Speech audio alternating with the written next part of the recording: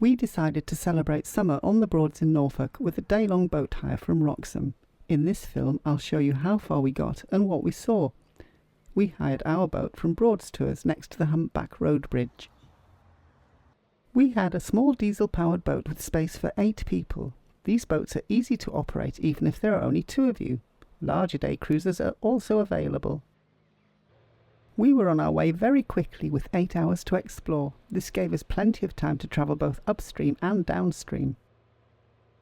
This map shows how far we went, travelling from Wroxham on the left of the blue line to Horning on the River Bure, and then on along the green line to Ludham Bridge on the River Ant.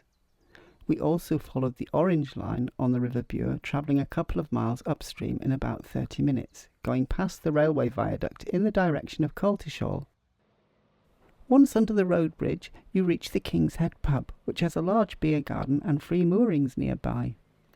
You might see large numbers of mute swans here, attracted by offers of stale bread, and you're never far away from the local geese either. Grey lag geese are a common sight on the Broads. This is a good spot to watch boats passing under the road bridge. It's not too difficult for small day boats like the one we hired, but for larger boats a professional bridge pilot may be needed because it's a real squeeze, and the bridge is too low for some boats. Wroxham has plenty of free moorings upstream of the road bridge, and this area is also a public park. Free moorings stretch beyond the railway viaduct for about 300 metres, and there is almost always space here even for large cruisers. The riverside path also makes for a wonderfully peaceful walk. The blue line in the middle of this map shows our route between Wroxham on the left and Horning on the right. You can do this in about 1 hour and 15 minutes, travelling at a maximum of 5 miles per hour. The distance along the River Bure from Wroxham to Horning is just under 5 miles or 8 kilometres. Of course, it'll take longer if you take a detour to spend time at Wroxham Broad or Salhouse Broad. It was busy when we arrived at Horning, and we decided to take a break, get a drink and watch the boats. We stopped at the New Inn, which has free mooring with assistance for customers to moor their boats. It also has a good beer garden with plenty of seating, and it's a great spot for watching the world go by. A 30-minute stop is perfect for coffee and cake and also a loo break. Sitting in the beer garden and watching the river, we saw how busy the Broads can be in this part of Norfolk. But even with so many boats on the water, the slow pace of river traffic produces an air of tranquility. After a good break, it was time to leave on the next leg of our journey. The green line on this map shows our route from Horning in the centre of the map to Ludham Bridge on the right. We detoured via Malthouse Broad at the bottom of the map, but there were no moorings left, so we didn't stop. The distance from Horning to Ludham Bridge is about the same as from Wroxham to Horning. Avoiding detours, it's about 4.8 miles and can be done in under 1 hour and 15 minutes. To get to Ludham Bridge, you turn left at the mouth of the River Ant at St Benet's Abbey Reach. The River Ant is narrower than the River Bure, and the speed limit is just 4 miles per hour. It's possible to get further upstream to How Hill Nature Reserve in a dayboat before turning around, but we decided to stay at Ludham Bridge for a break and a snack before making our way back to Horning and Wroxham. It was busy when we arrived, so we were lucky to find a mooring right next to the bridge. The mooring here is free. It's worth remembering that there are many beautiful spots on the Broads where mooring is either not possible, or is private, or costs money. Shops here include the Ludham Bridge stores, and the Wayfarers Cafe is handy for refreshments. We had a bite to eat at the cafe, which is right next to the river and has a nice garden at the rear.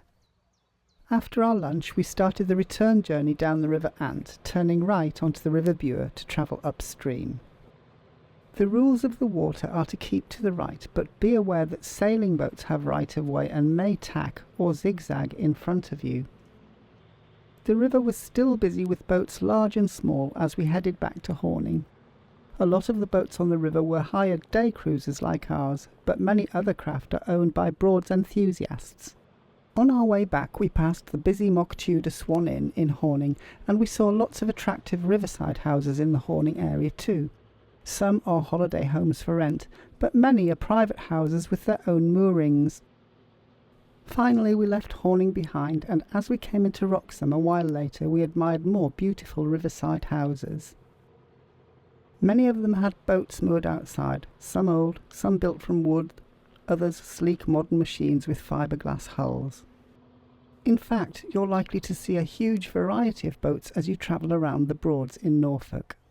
Small day boats, diesel or electric, can be hired for just a couple of hours, but there's no toilet. Larger day cruisers have cooking facilities and a loo, useful if you can't find a mooring. Larger cruisers are perfect for a family holiday on the Broads. Boats with forward steering tend to be on one level and are generally low enough to pass through all of the bridges on the Broads. Other boats have a raised central steering position, which is great for visibility. But the higher the boat, the less likely it is to fit under all of the bridges, for example the hump-back bridge at Wroxham. Dual steering cruisers have both inside and outside steering positions, the latter usually reached by a set of steps to the upper deck. And cruisers with an aft cockpit have a canopy which you can lower in good weather. Most modern cruisers have fiberglass hulls, but various types of wooden boats are still plentiful on the Broads, from motor cruisers to sailing boats. The Norfolk Wherry is a type of sailing boat used on the Broads. In the past, they carried small perishable cargoes and passengers.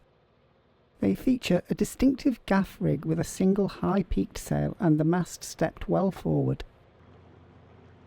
Other types include this small canal narrowboat and small Edwardian-style launches.